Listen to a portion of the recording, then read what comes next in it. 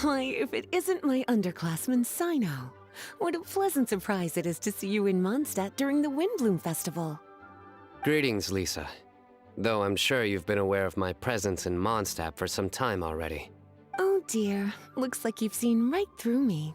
But I was in no hurry. I knew we'd see each other sooner or later. Yes. It's just as Professor Cyrus said.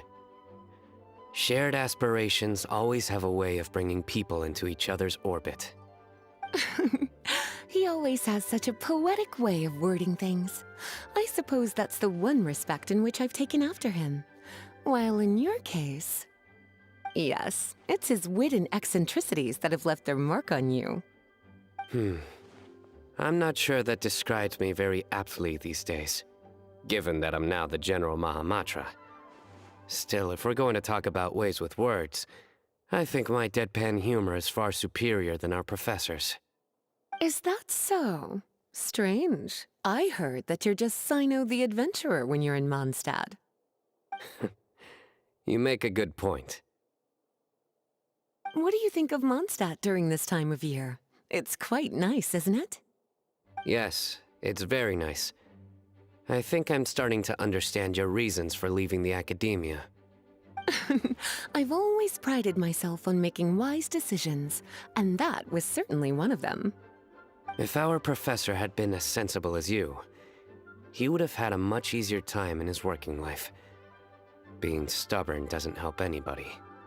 Well, if even you feel comfortable criticizing him now that he's retired, it really goes to show how much he's changed.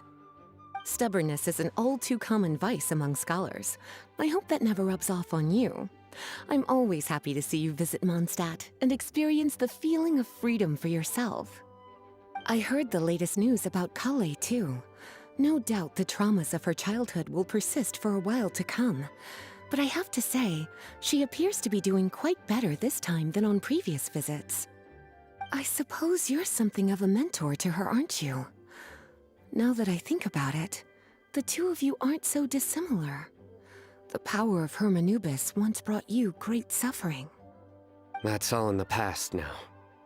Besides, Professor thankfully didn't treat me like a test subject for the priest's power like the higher-ups had hoped, even though I was a desert dweller. Instead, he gave me the tools I needed to lead the life I have today. He adopted me, educated me, taught me how to fit into society. I am very grateful to him. You are very gifted, and sometimes that can become its own curse. But he has reason to be grateful to you too.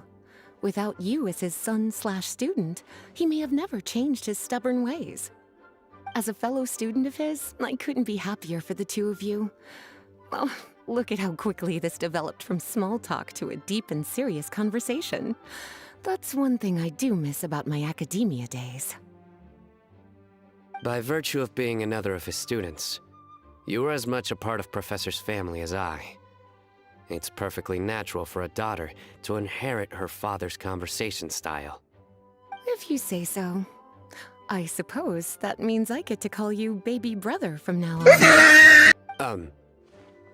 I'd rather you didn't. Yes, there's the baby brother I remember.